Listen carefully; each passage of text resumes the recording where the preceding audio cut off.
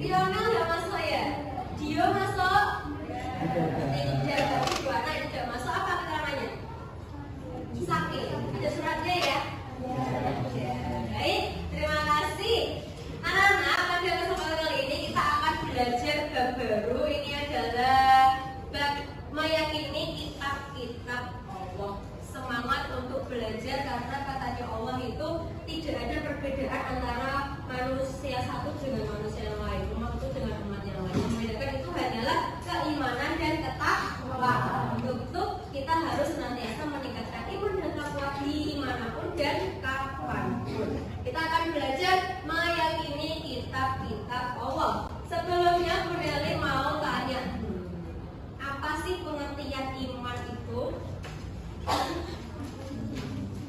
Iman itu pengertiannya adalah yakin, percaya. Rukun iman ada berapa? 5. Satu, iman kepada Allah, malaikat Allah 3, Allah 4, Rasul 5, hari kiamat 6.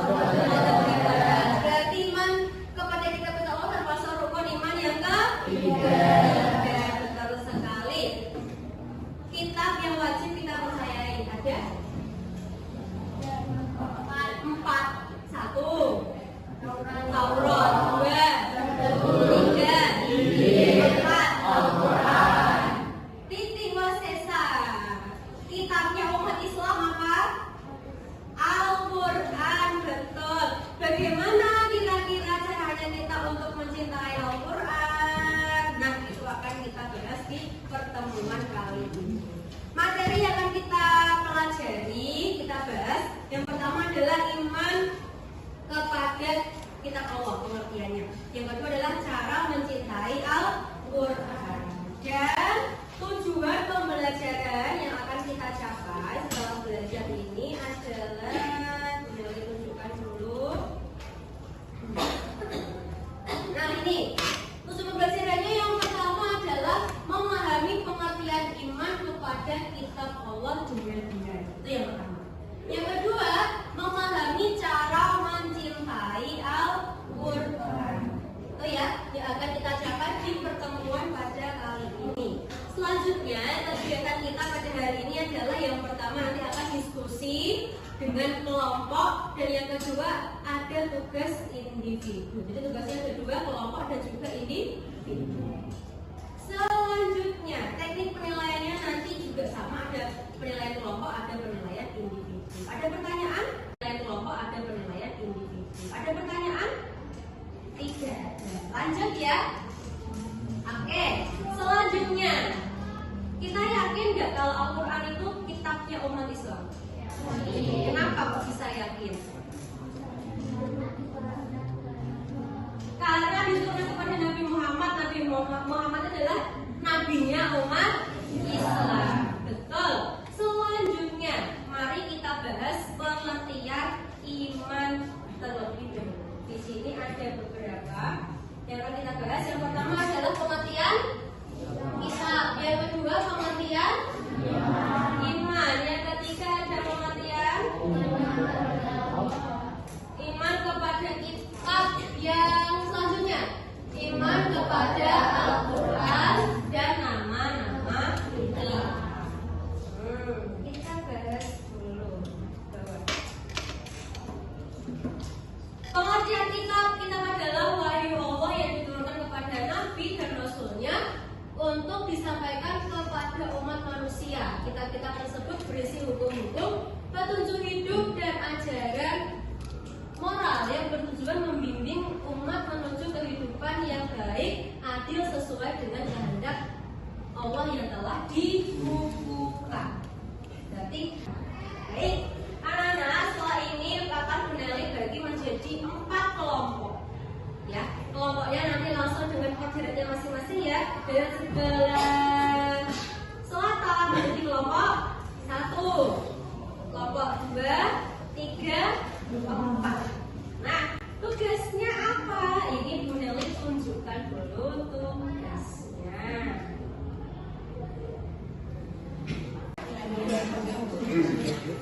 Boleh sambil buka HP nggak apa-apa. Nanti kamu searching di YouTube itu nggak masalah ya, sambil buka HP. Coba searching apa namanya, terserah di YouTube itu apa cara mencintai Al-Quran atau apa video meyakini kitab-kitab Allah gitu. Dan coba. Baik anak-anak, karena waktu diskusinya sudah selesai, selanjutnya waktunya apa? Presentasi. Kelompok berapa yang mau presentasi dulu? Kelompok 3, beri tepuk tangan buat kelompok 3. Ya, maju. Coba bawa buku. Jelas luar biasa. Tepuk tangan lagi. Kalau dibacakan nanti ada yang bertanya. Gitu ya? Ya, silakan. Kelompok 3. Assalamualaikum warahmatullahi wabarakatuh. Waalaikumsalam warahmatullahi wabarakatuh. Yang perwakilan dari kelompok 3 akan menjelaskan tentang iman kepada kitab.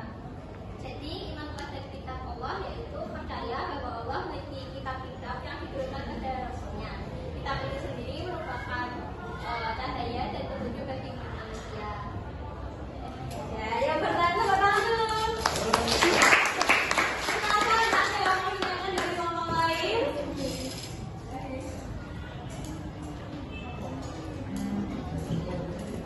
Ya, silakan. Perkenalkan, nama saya Zainud Sumawadeni, absen 13 dari kelompok 2. Saya ingin bertanya, mengapa kita harus meyakini kitab-kitab Allah? Karena kitab Allah itu merupakan pedoman bagi kita. Jadi akan kita tidak sesat. Dan kita sebagai umat muslim harus selalu percaya. Terima kasih. Baik, terima kasih kelompok 3 sudah selesai presentasinya, luar biasa. Tepuk tangan lagi dan boleh ditutup dulu dok. Waalaikumsalam warahmatullahi wabarakatuh. Assalamualaikum warahmatullahi wabarakatuh. Waalaikumsalam.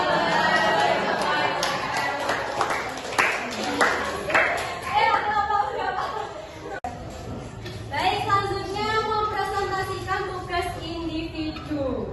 Siapa yang mau? Ryan, dipersilahkan. Teman-teman buat Ryan.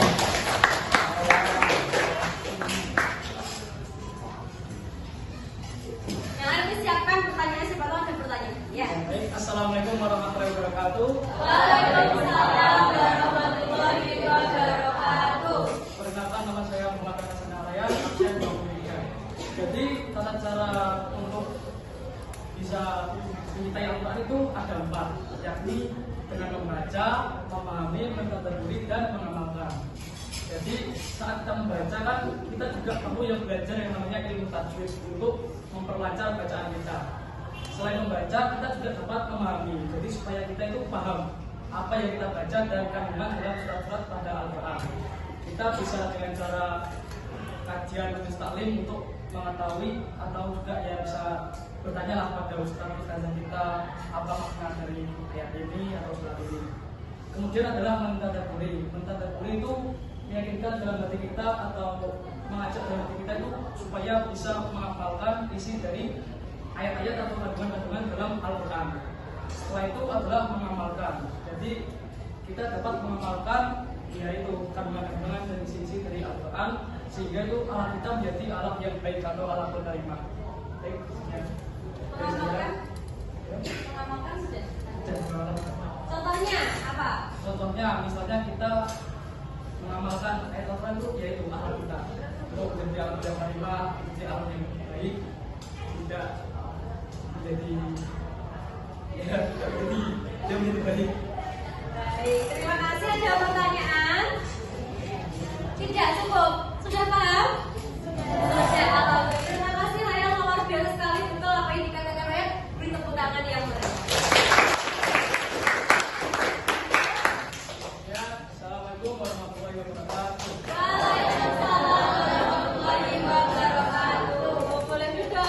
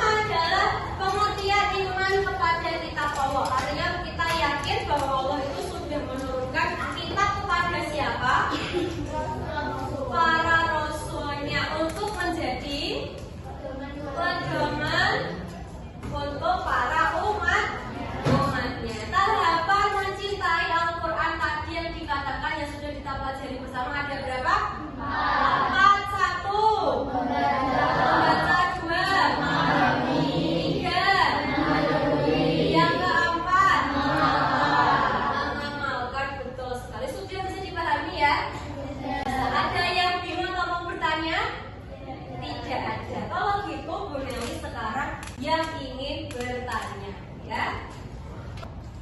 Salsabila, kalau kita mau bisa memahami Al-Quran harus datang ke mana Salsabila? Biasanya datang ke guru atau orang yang mengajarkan Al-Quran dengan kitab. Terus kalau enggak ke majelis yang kita membahas Al-Quran, kalau enggak kita juga bisa membaca arti-artinya sambil membaca Al-Quran, bisa memahami, melihat sesuatu Al-Quran ini seperti apa. Jadi mungkin kita bisa lebih memahami.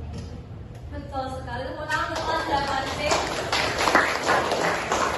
Baik, terima kasih teman-teman karena waktunya sudah selesai juga. Nanti tugasnya baik kelompok maupun individu boleh dikumpulkan ya. Nanti bisa dikumpulkan secara manual dan juga secara online. Nanti kalau online boleh share link drive bisa dikumpulkan di sana. Kalau manual berarti bisa langsung dikumpulkan di mejanya Bu Nelly. Seperti itu ya. Di buku paket itu ada latihan-latihan soal.